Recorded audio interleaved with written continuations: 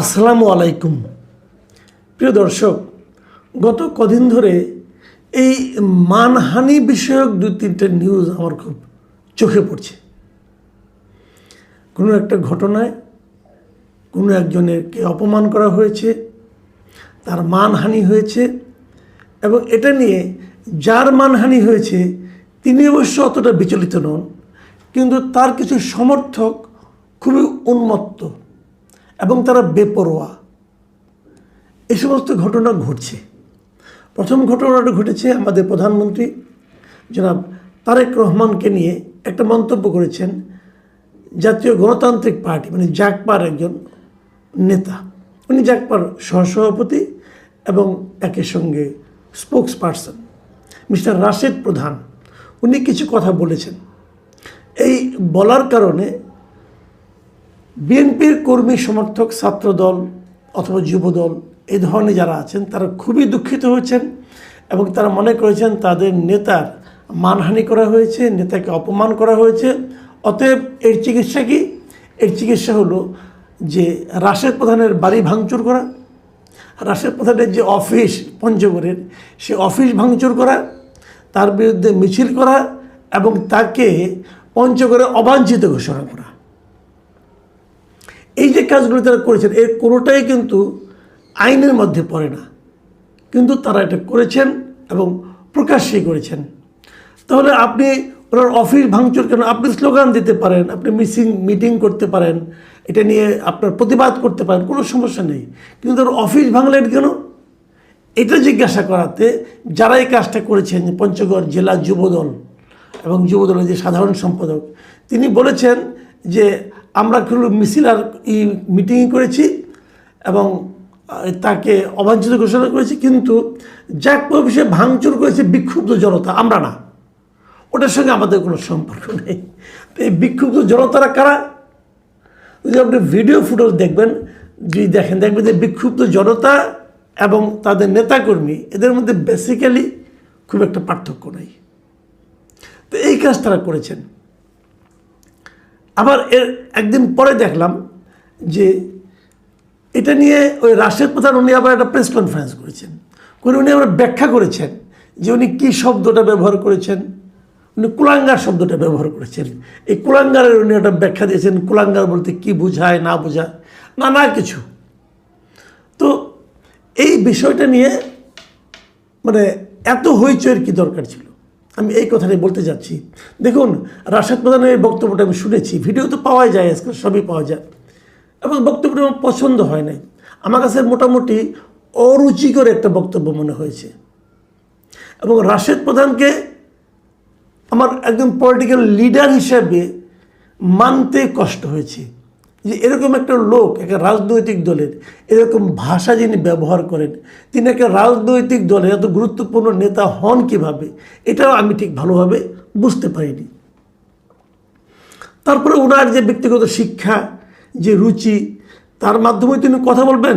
আমি যখন কথা বলি আমি কিন্তু আমার নিজস্ব যে জ্ঞান, আমার যে বুদ্ধিমত্তা, আমার যে মানে পরিবার থেকে আমার যে শিক্ষা, যে রুচি, আমি কিন্তু তার বাইরে যেতে পারবো না, আমাকে এখানেই থাকতে হবে।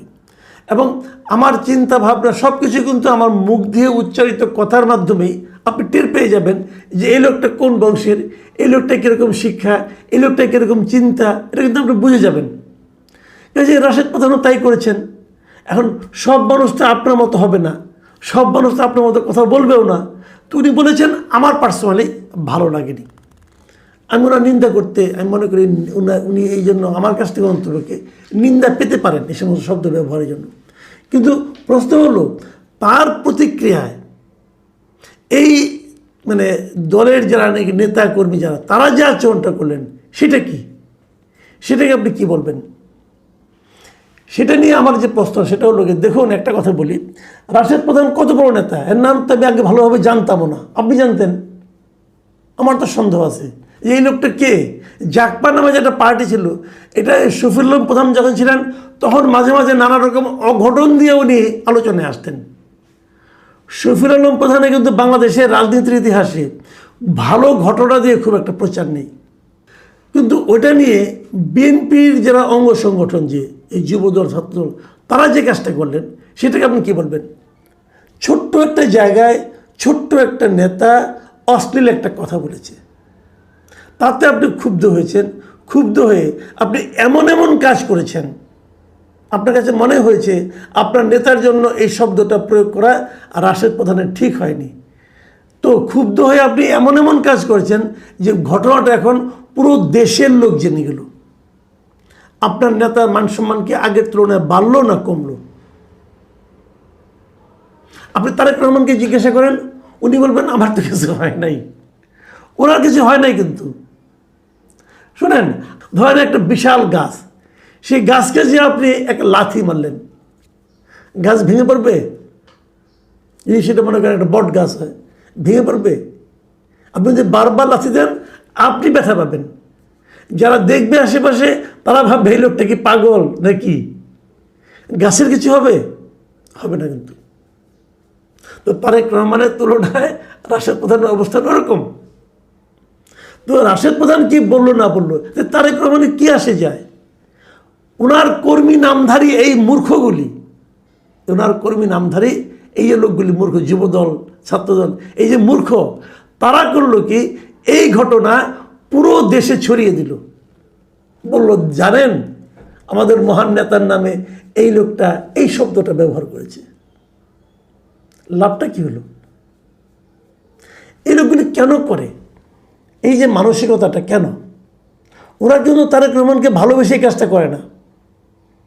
ওরা তারেক রহমান অথবা দলের কাছে জানাতে চায় যে আমরা এই কাজটা করেছি, আমরা আমাদের নেতাকে কত ভালোবাসি, এই তার প্রমাণ। এটা ভালোবাসার প্রমাণ নয়, এটা বরং আইন নিজের হাতে তুলে নেওয়ার একটা প্রবণতার প্রকাশ। একই সঙ্গে নেতা, শুনেন, কারণ আমি যদি কিছু হয়, আপনার যদি এটাকে ঢেকে রাখা, ওটাকে ছড়িয়ে দেওয়ার মাধ্যমে কিন্তু আপনি কিছু লাভ করলেন না। আপনার বরং তারেক রহমানের মানসিকতাটা একবার বোঝার চেষ্টা করেন। একটা ঘটনার কথা বলি। অনেক আগে 2009 সালে, মানে 2008-এর যে নির্বাচন হয়েছিল, সেই নির্বাচনে বিএনপির পরাজয়ের পরপরই যখন আওয়ামী লীগ ক্ষমতায় এলো, তখন বিএনপির একটা জাতীয় কাউন্সিল হয়েছিল। সেই কাউন্সিলে তারেক রহমানকে সিনিয়র ভাইস চেয়ারম্যান পদে মানে নির্বাচিত করা হয়। এবং সবাই জানেন যে চেয়ারপারসন ছিলেন খালেদা জিয়া। ওনার কারণে ওনার পুত্রের এই বড় পদ পাওয়া, মানে উনি দ্বিতীয় মানে প্রধান ব্যক্তিতে রূপান্তরিত হলেন। এবং ওই সময়ে মেহেদী আকরম একজন আমাদের কার্টুনিস্ট আছেন, উনি একটা ব্যঙ্গচিত্র আঁকেন তারেক রহমানকে নিয়ে। এবং সেই চিত্রটা আপনারা দেখেছেন, আমিও দেখেছি একবার, আবার দেখুন আরেকবার, যে এখানে বেগম খালেদা জিয়া উনি তারেক রহমানের মাথায় একটা মুকুট পরিয়ে দিচ্ছেন। এই যে কার্টুনটা, এই কার্টুনটা দেখলে আপনাদের কাছে কেমন মনে হয়? এখানে কি তারেক রহমানের চেহারা ঠিকমতো আঁকা হয়েছে? এখানে কি খালেদা জিয়ার চেহারা ঠিকমতো আঁকা হয়েছে? বলুন, হয়নি তো।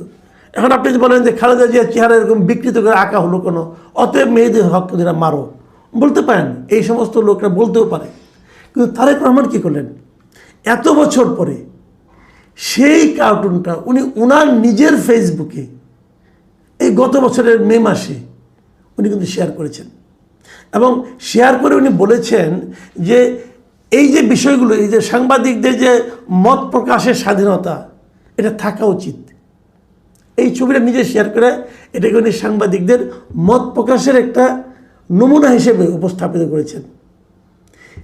নিজেকে নিয়ে কার্টুন যদি উপস্থাপন করতে পারেন, সেই নেতার অনুসারী হওয়ার চেষ্টা করেন। সেই নেতার অনুসারীরা কিন্তু মানুষের বাড়িঘর যেয়ে ভাঙবে না। ওই ট্র্যাডিশনাল পলিটিক্স ছেড়ে দেন ভাই।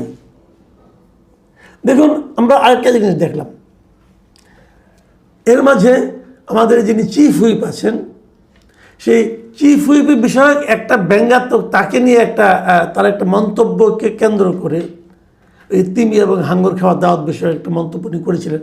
সেই মন্তব্যকে তৈরি করে একটা ব্যঙ্গাত্মক কার্টুন শেয়ার করেছিলেন হাসান নাসিম নামের একজন যুবক। এবং এতে ওই চিফ হুইপের একনিষ্ঠ কর্মী পরিচয় দিয়ে মিস্টার নজরুল ইসলাম নামে এক ব্যক্তি, তিনি যে সাইবার সুরক্ষা অধ্যাদেশ, এই অধ্যাদেশের অধীনে ওই হাসান নাসিমের বিরুদ্ধে মামলা করে দেয়।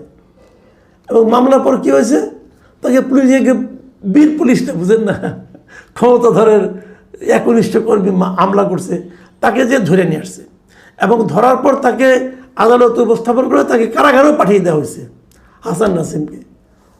অপরাধটা কি, সেটা কার্টুন শেয়ার করেছে কেবল সামাজিক মাধ্যমে। তো আমার প্রথম প্রশ্নটা হলো, এই যে নজরুল ইসলাম ভদ্রলোক উনি একনিষ্ঠ কর্মী চিফ হুইপের, চিফ হুইপের একনিষ্ঠ কর্মী হয় কেমন কিনা? কর্মী হবে দলের। চিফ হুইপ কি দলের মধ্যে আরেকটা দল করেছেন যে ওনার আবার একনিষ্ঠ কিছু কর্মী আছে? এবং উনি চিফ হুইপকে খুশি করার জন্য যে মামলা করে বসছেন। চিফ হুইপ উদার মানুষ। এই প্রসঙ্গটা যখন নাকি জাতীয় সংসদে হাসনাত আবদুল্লাহ তুলেছেন, তখন এই উদার চিফ হুইপ বলেছেন যদি ওনার বিরুদ্ধে অন্য কোনো মামলা না থাকে তাহলে তাকে যেন ছেড়ে দেওয়া হয়। ভাই, গ্রেপ্তার তো আপনার কথা করা হয় নাই, আপনার রিকোয়েস্টে ছেড়েই দিবে কী হবে? আপনি তো এই মামলার বাদীও না, মামলার বাদী হলো নজরুল ইসলাম, আপনার একনিষ্ঠ কর্মী। আপনি বরং বলতে পারতেন যে ওই একনিষ্ঠ কর্মীকে আমি ডিজোন করছি, এই ধরনের কর্মী আমার দরকার নাই, এটা বলতে পারছেন? বলতে পারেন নাই। আপনি ছেড়ে দেওয়ার কে? আপনি বললে ছেড়ে দেবে, কোন আইনে ছাড়বে? আপনি আমাকে বলেন। পুলিশ তাকে একটা মামলা, নির্দিষ্ট মামলায় গ্রেপ্তার করে আদালতে পাঠিয়েছে, আদালত তাকে জেলে পাঠিয়েছে। এখানে চিফ হুইপ সাহেব আপনি কোথায়? আপনি তো কোথাও নাই, আপনি মামলার বাদীও না, আপনি ছাড়তে বলেন কিভাবে? এটাই হলো আমাদের দেশের রাজনীতি। আমাদের দেশের রাজনীতিবিদরা মনে করেন যে ওনারাই হলো আইন, ওনারাই বিচারক, ওনারাই সিদ্ধান্ত দেন, ওনারাই রায় দেন। আপনার যেটা করণীয় সেটা হলো নজরুল ইসলামকে বলা যে তুমি মামলা প্রত্যাহার করে নাও, এবং 2 নম্বর